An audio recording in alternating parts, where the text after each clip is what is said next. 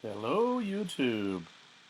I've been trying to get my software working for a while here. I'm Greg from GregsTutoringNYC at gmail.com. I was going to do a live stream a couple of hours ago on some SHSAT grid-in problems. I have new software and it gridlocked till now, so I hope this is actually going through. Give me 1 second to check this out. Yes, it seems to be going through. Tells me I have an excellent thing, and the thing is coming up. All right. Give me 1 second. Let me move me to the side, and let's jump right into this. I want to test out a few things. Just making sure I have a new setup, as well as some other things. I just want to make sure everything's going to be going all right. Just give me a second. I want to watch it on the screen. Okay, there we go. All right. So what we're going to do is we're going to jump right into some grid-in questions. Let me bring this up.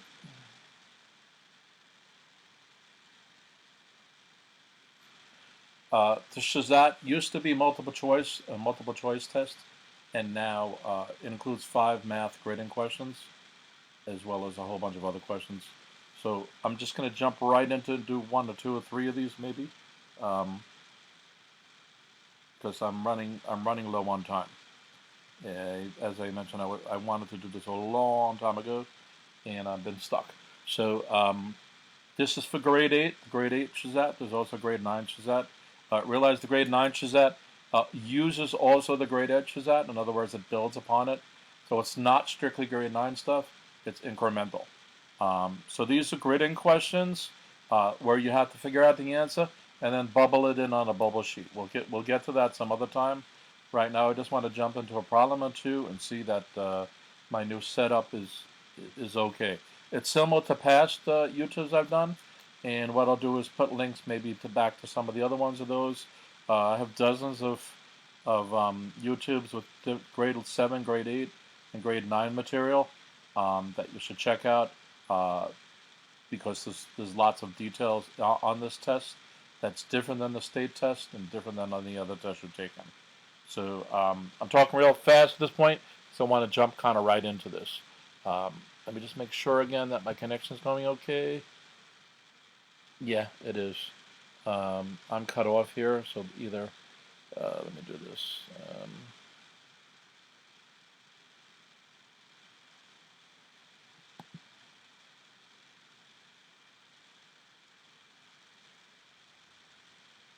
Give me 1 second still. Let me squish me over to the side a bit more. There you go. All right, so we have a figure here. It says, in the figure above, PQRS is a parallelogram. What is the value of X? So you have to understand what a parallelogram is. It means the two sides are parallel. So if we were to tick off things on the sides here, let me bring up a...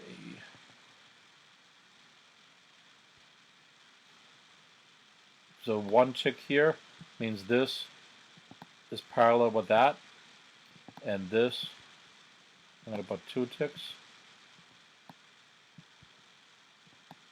is parallel to this. So QR is parallel to PS, and RS is parallel to QP. Now they want to know what the value of X is over here. That's what the question is. How do we calculate that? So on a problem like this, these are standardly given. This is often given a problem, even on some state tests, but across the SAT and the PSAT and the ISEE and the SSAT, lots of tests are using tests like this, questions like this. So the question is, how do you get to the root of the problem here? On the surface, it could be very confusing. The question is, what do you need to try to figure out to do? Well, what you need to try to do is fill in any other information you possibly can. Maybe this angle here, maybe this angle here, maybe Q, and maybe P. And there's also outside angles like this one here. Okay, so there's lots of things we need to figure here. Now, sometimes it leaps out at you which one you really need to do, and sometimes it doesn't leap out at you. And it's the not leap out times where it's a problem. In those cases, what I recommend is just start filling in numbers. Um, if you think you might need this, we'll calculate it anyway. And as you get used to these problems, you'll start figuring out which ones to do. So this is kind of a fill in the blank brute forcey, if you want. But so let me get rid of these for a second. So what we're trying to do is figure out this here. Okay. So what do we know about geometry that can help us do that? All right. That's really what kind of the question is about. What do we know about geometric things to be able to do that or not? All right. By the way, I'm live streaming this, but if you're catching this on the replay, you can obviously stop the video and try to figure it out on your own, and then come back and replay from that point onward and see if you got the right answer or not. Okay. So let's just start figuring things out. Like this angle right here. What is this angle? Well, it turns out from here to here is 180 degrees, because a straight line is 180 degrees. So that must mean that the angle there is going to be, and let me bring up an editor for a second.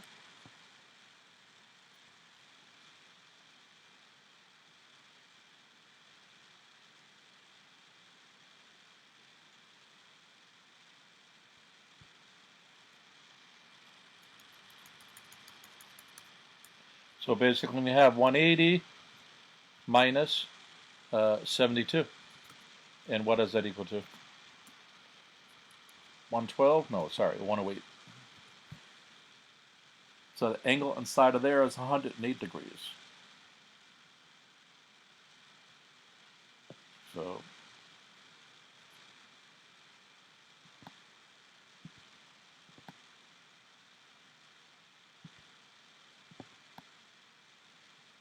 now how does that help us? Where it turns out in a parallelogram that the opposite angle over here is also going to be 108 degrees.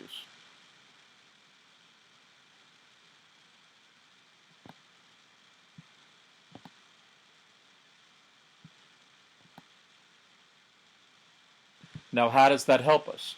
So now we're really close to where the x degrees is. We don't know the x. We know what this is. This is a right angle, which is 90. Okay?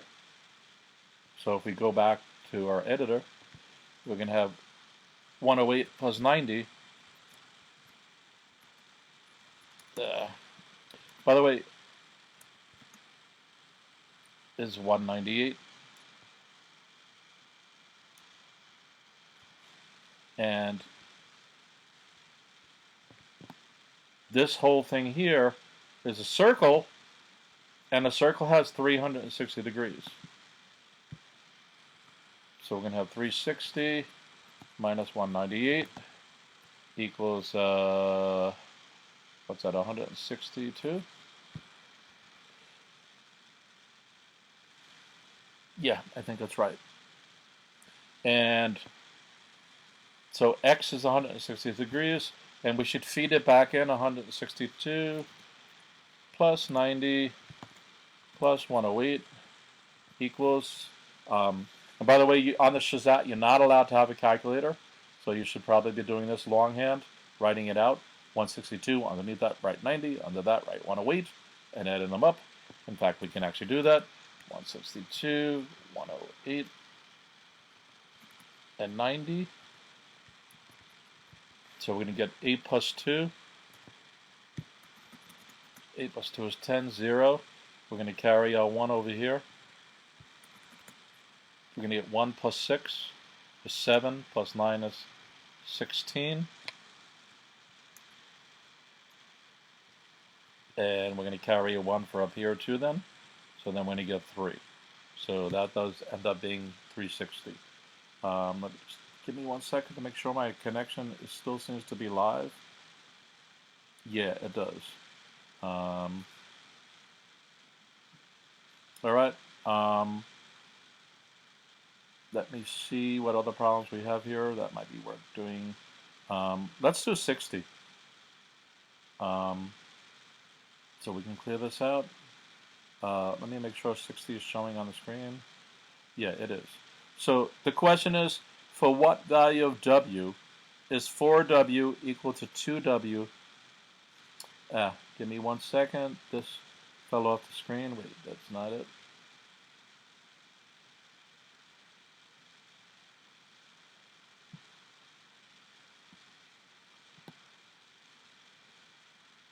Sorry about that, people. This was not visible to everybody. So we have, for what value is W, for W is 4W equals 2W minus 8. So this is standard algebra. What we have to do is get W by itself. So we have a whole bunch of terms here. 4W is a term, 2W is a term, and minus 8 is a term. Actually, 8 is a term. The minus is inconsequential to being related to it. So we want to end up with W on one side and the constants on the other side. So the goal is to get W by itself. Okay, so what I like to do is get rid of the non-W term first. So I can do that by adding 8 to both sides here. If I add 8 here,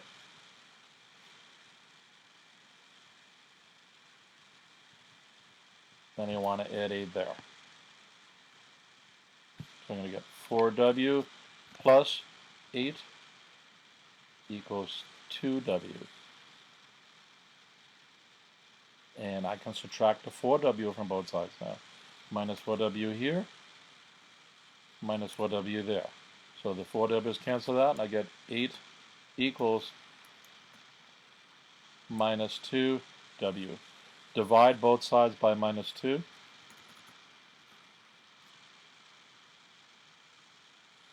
And we get W equals minus 4. Okay, we could have done this a slightly different way. Go back to the original problem. 4W equals 2W minus 8. We could have started out by removing 2W from both sides. Okay, depending on how the problem is set up, one or the other way is sometimes slightly easier than the other, but they're supposed to both come up with the same answer. So 4W minus 2W is 2W, okay, and that's equal to minus 8. Divide by 2 here, divide by 2 there, and you get 4 equals, W equals minus 4 again. If we feed it back in, so we have W is minus 4, 4 times minus 4 equals 2 times minus 4, minus 8, and we get minus 16 equals minus 8, minus 8, so we get minus 16 equals minus 16. All right, so that all checks out. I just want to make sure my connection is going to. Okay, I'm actually pleased this is working because I have a new setup and new connections and a whole bunch of other stuff. So it took a couple of hours to get this working, but so be it. Let's try another.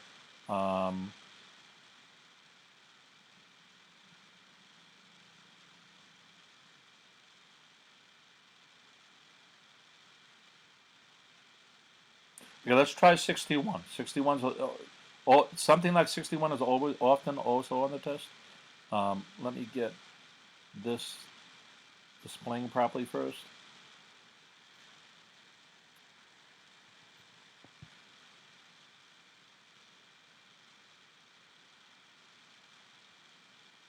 Okay, so this is an interesting question.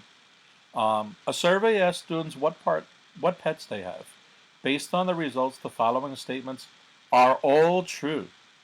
20 students have cats. 23 students have dogs. 3 students have dogs and cats. And 5 students have no dogs or cats. How many students were surveyed? Okay, this is again is an interesting kind of a question. It's often on the SHSAT, and the solution mechanism is often the same. If you haven't seen anything like this, you can kind of wiggle and brute force some of it out. I like to use a Venn diagram. And again, you can pause the video if you're not catching this live stream and come back to it later. So I'm going to bring up a different camera at this point because that's part of what I'm testing out here. So let me just make sure this is showing on the screen properly. I'm going to wait a few seconds.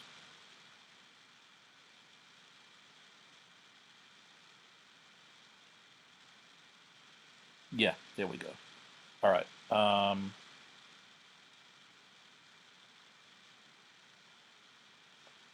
Give me 1 second to get back to it.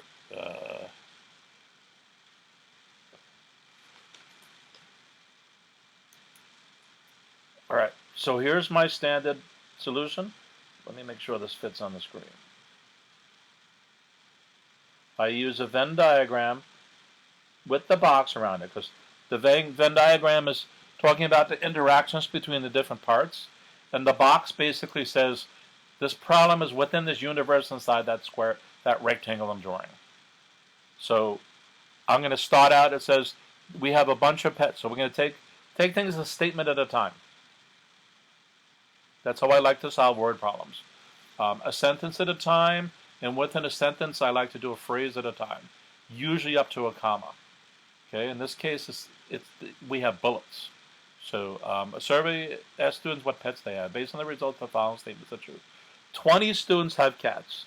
So these are the cats. There's 20 students with cats. 23 students have dogs. So this is the dogs. 23 students have dogs. Okay. 3 students have both cats and dogs. So I can fill the 3 in here because that's where they overlap. Okay. 5 students have no cats or dogs. So this is all the stuff around here. So I'm going to put 5 up there. That's nobody. Nobody has. And the 3 was both. Okay. So how many students were surveyed? We have to do one more thing to make this work properly. The extra thing we have to do is, because we added this 3 here, we have to take it away from here. So that's 17, and we have to take it away from here. So that's 20. Because we don't want to count the 3 times. We don't want to count it for the both, for the cats, and for the dogs. So we want to take it out of the cat total, take it out of the dog total, and put it within the both total. So what we're going to end up having is the total is going to be 17 only cats, plus 20 only dogs, plus 3 both cats and dogs, plus 5 none. Okay, and if we add that up, 17, 20, 3, and 5, we get 8. 7 plus 8 is 15, 1, so we get 45. Okay, and that's the answer. So these problems get set up this way a lot. If I prefer this to be done visibly, because if you do it numerically, it starts getting sloppy and it's hard to visualize the different parts interacting with each other. You could also draw a table and start working that way. But I prefer this as one way. What I like to do is present alternate solutions that either another tutor is not showing or the handbook is not discussing. So, because the handbook has the solution, let me see here a second. Yeah, they have, they're doing it numerically. So, so that's a concern. All right, let's try another.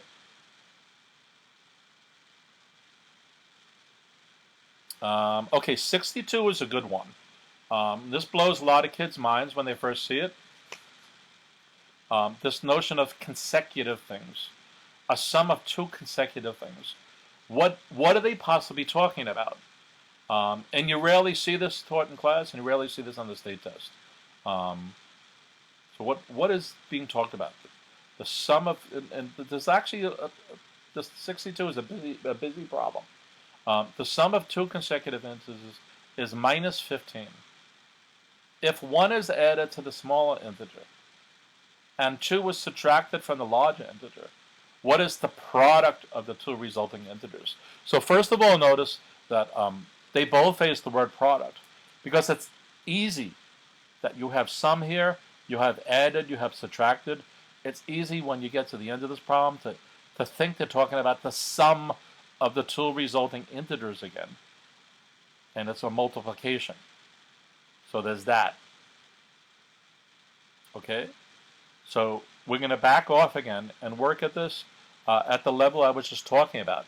What does it mean if we take a sentence at a time? We're going to try to understand each little piece here. And by the way, I'm sorry, I got to move this. This is the question here. Sorry, people. So again, maybe hit pause, read the question, go back to the few things I just said. So I'm going to take a sentence at a time here. The sum of two consecutive integers is minus 15. So we need to think about this and analyze it and kind of consider what's going on here. What are they even talking about? So what I'd like to do is just kind of produce two integers in my head, say 5 and 7. It says the sum of two integers is minus 15. Could it be something like 5 and 7? Well, 5 and 7 is 12. So the first thing you notice is, it seems to me that one of the integers has to be a negative number. Otherwise, how could the sum of the two things be minus 15? So then I might do something like, let me take plus 100 and minus 100. And I get 0, right? And then I notice, whoa, wait a second. It's not even talking about two integers. It's talking about consecutive integers. What does consecutive integers mean? It means not 100, or my original example, 5 and 7. It means 5 and 6, or 1 and 2, or a minus 5, minus 6 and minus 5. They're consecutive. Okay? So the sum of two things, two integers right next to each other, is minus 15. So you could spend this. So there's two ways to figure out what those two numbers are. In fact, there's probably more than two ways. So let's take an analysis of that. First of all, we can brute force it, because can it be minus 1 and 7? No, because they're not consecutive. So if it's minus 1, the other number has to be 0. So that's too small. If it's minus 2, the other number has to be minus 1. So we realize if we take 15 and divide it in half, we get 7.5. So that means the two numbers have to be minus 8 and minus 7. Okay? So that's using arithmetic logic to get the two numbers. So minus 8 plus minus 7 is minus 15. See what I did there? I took minus 15, I divided it by 2, because they're consecutive, the numbers have to be right there. Got 7.5, 7.5 minus 7.5, that is between minus 8 and minus 7. So there we go. Okay, we can also solve this algebraically. So if I have a number, an integer x, the next consecutive integer is x plus 1. All right? So it's telling us that x plus 1 equals minus 15. All right? So if we do the sum here, we get 2x plus 1 equals minus 15. So if I subtract 1 from here, I'm going to subtract 1 from there. So I get 2x equals minus 16. I'm going to divide both sides by 2, okay, and get x equals minus 8. So how does that help us? It says the sum of two consecutive integers is minus 15. If x is 8, if we go back to the top here, x was minus 8. So that means x plus 1 must be minus 7. Okay, so run it through again. Does it make sense? Yeah, it makes sense. And we end up getting the same answers we just got a second ago. So, now that we know the two numbers, so we have -8 and -7. And by the way, there was another way to solve this, so I'll show that too. If they're consecutive, there's also x minus 1 and x. So we can work it the same way. X minus 1 plus x equals minus 15. So we get 2x minus 1 equals minus 15. Okay. In this case, we add 1 to both sides. So we get 2x equals minus 14. And in this case, x equals minus 7. So how does that make sense?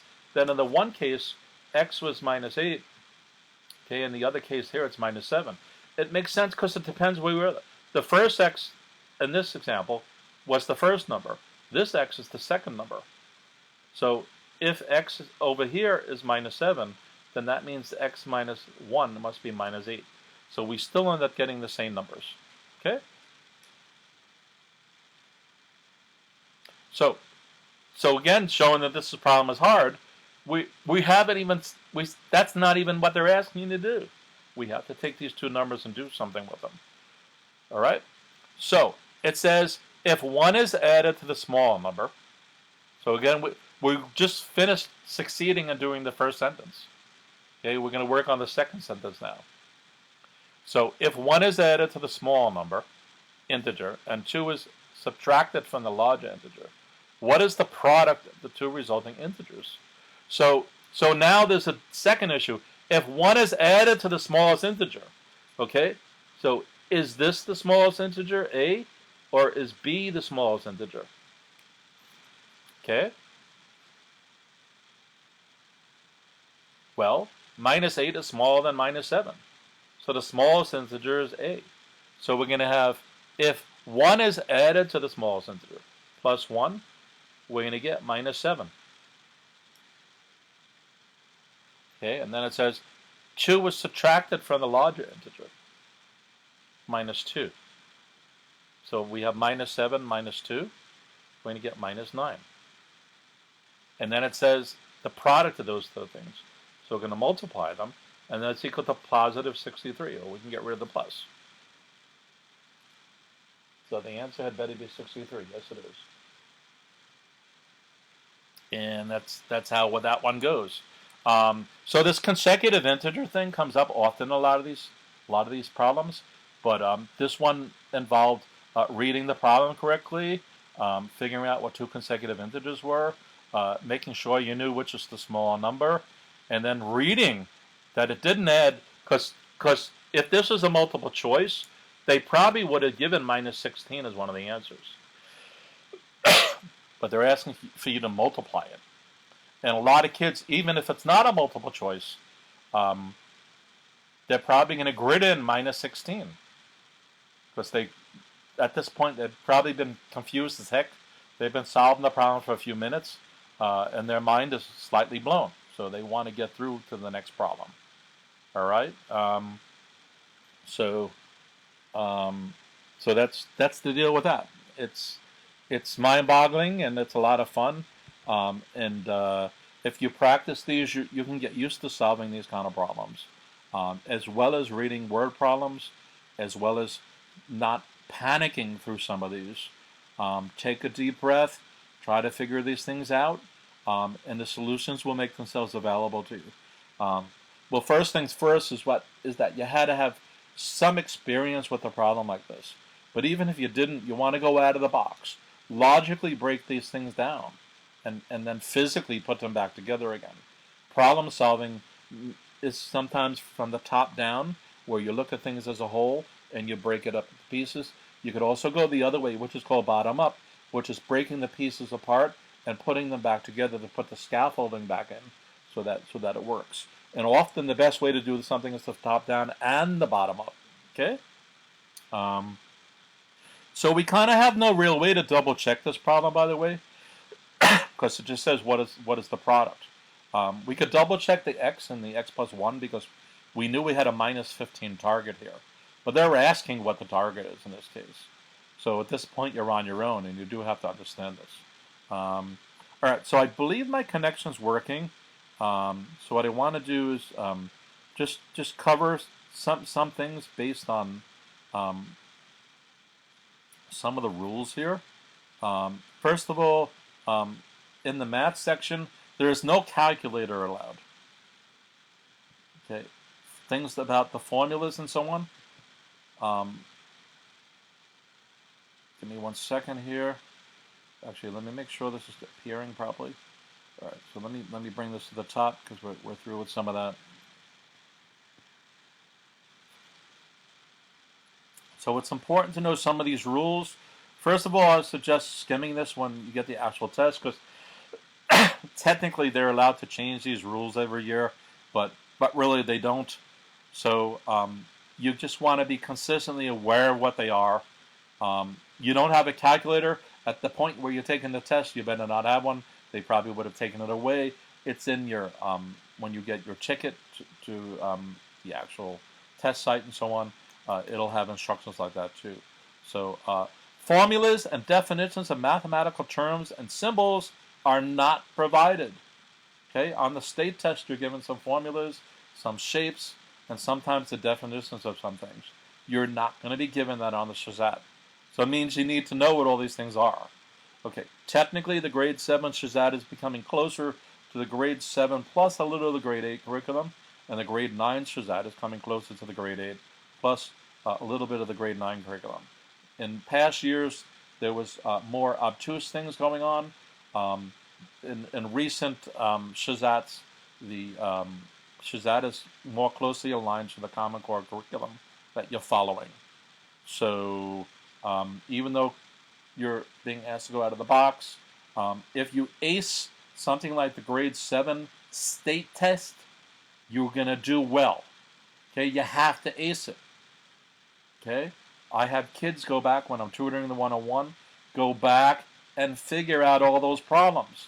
You can't get the complicated problems if you're not getting the 4 fundamental and core ones correct. So it's important to totally ace the grade 7 state test, and it wouldn't be to your disadvantage to start looking at the grade 8 state test in math, and in the ELA, by the way. There's lots of commonality in these things, and the basic fundamental math has to be mastered. Okay? The basic fundamental math has to be mastered. Okay? So formulas and definitions are not provided. 2, diagrams are not necessarily drawn to scale. So they might be drawn to scale, or they might not be drawn to scale. You can look at a figure. We saw the parallelogram before. It's telling you that's not the scale. Okay? Thankfully, they actually gave it to us in a reasonably kind of scale situation, but we're not guaranteed. So if something, unless they give us like the right angle, then we know it's a right angle. If something looks obtuse, it probably is. But they're telling us we don't know for sure. But there's a but there. Graphs. It says diagrams other than graphs are not drawn to scale. So do not assume any relationship in a diagram unless they say so. So a certain problem might say this figure is drawn to scale. Or they might say this angle is 72 degrees. Okay?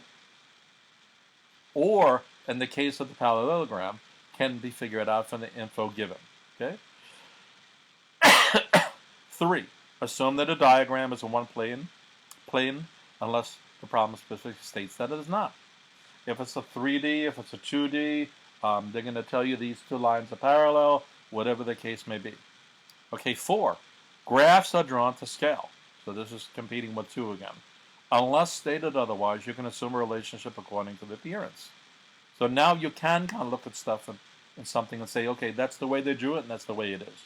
In the case of 2, for the non-graph stuff, you can't necessarily do that. So it says, for example, on a graph, lines that appear to be parallel can assume to be parallel. Okay, in a non-graph diagram, you can't assume that. We could assume it in the parallelogram case that we had because it told us that that figure was a parallelogram.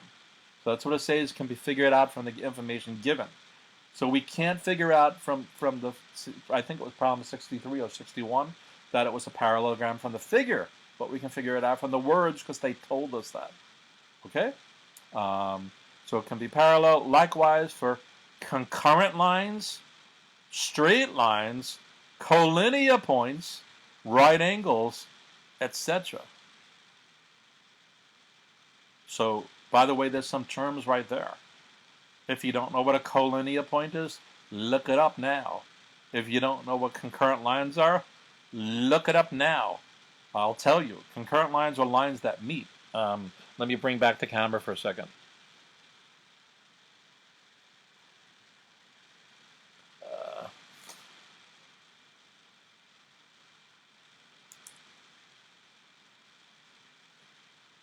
I might say this is point P here. Is that showing on the screen? No, it's not. Give me 1 second. So those are collinear lines that meet at a certain point. Okay? And it also uses the term, what was the other term? Collinear points. They're points on a straight line. So if I have A, B, and C,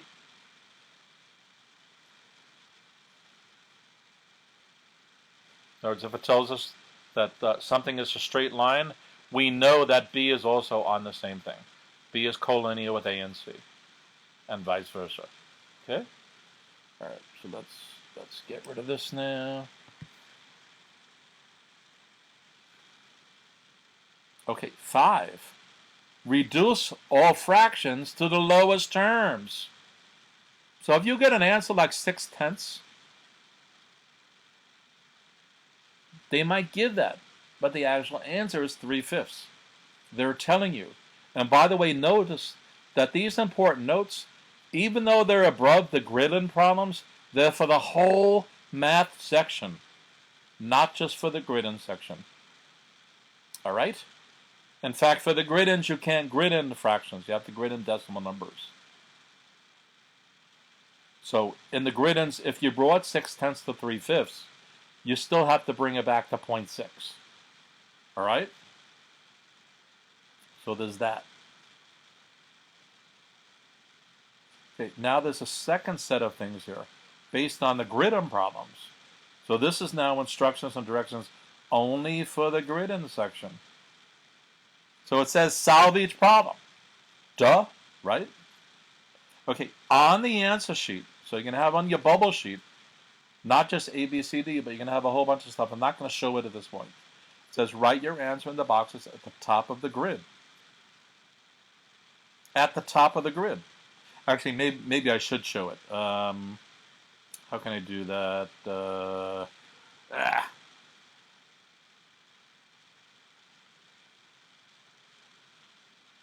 Let me see if it's at the end of this. No, it's not. It's gonna take too long to get on that. On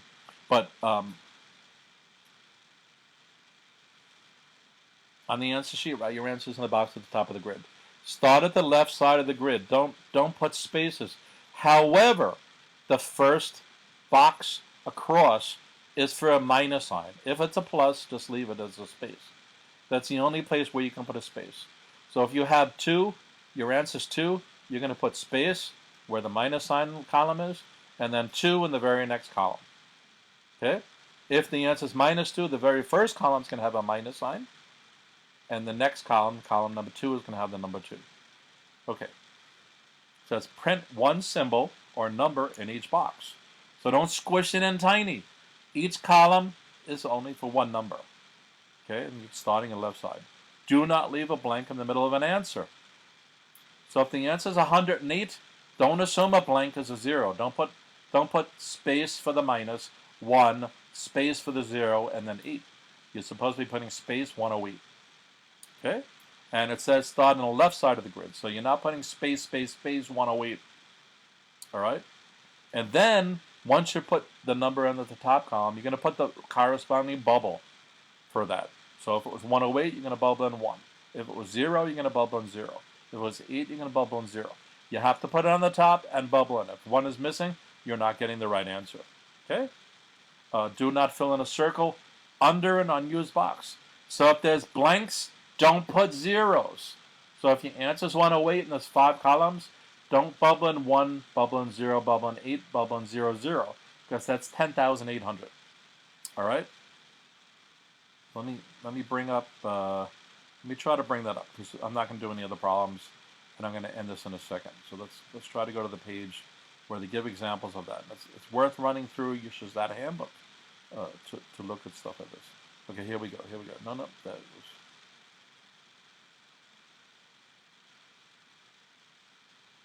So if you notice, there's 5 columns here.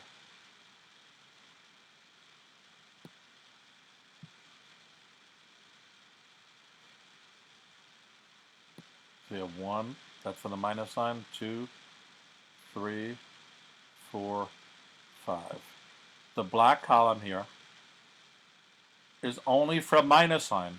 If it's a positive number, leave that alone. Okay? You also notice along here, they want you to bubble in the minus or the dot. Because everything along here is 0 through 9. So in an example, if my answer was minus 0.2, that's supposed to be a 2. Sorry, this is, so I have minus 0, you're going to fill it in, 0.2. If it's minus 0.2, if I filled in something here, either at the top or through the bubbles, that's wrong. All right? All right, I hope this YouTube worked. I hope this is handy for people. You'd like this, please subscribe. Again, I'm Greg at GregsTutoringNYC@gmail.com. If you have any SHSAT questions or other standardized tests you're taking, so I also tutor for the Hunter College High School test, the SSAT, the PSAT, the SAT, the ISEE. I also tutor on writing for the Beacon and the Hunter test, and also the BARD test, and some other tests, the SSAT and the ISEE also need that. So there's all that. All right. I might do another YouTube tomorrow, Sunday, and I'm not sure if I'm going to do math or not. A lot of kids have a problem with poetry. I also already have some YouTubes on poetry, so I make an effort to look for them, but I might do a SHSAT specific one. I've done some before. I've done some for different grade levels. The commonality there is important because what works there will work across the board. You can actually take examples from previous years because, again, just like my example with the math before, you want to go through the grade 7 ELA test. You want to go through it. You want to master it. And it's hard because you want to get a perfect score on something like that. So when it comes to the SHSAT, which is harder, you want to definitely absolutely ace it. Okay? All right. I'm gonna peace out, you guys, and hopefully everybody has a great day.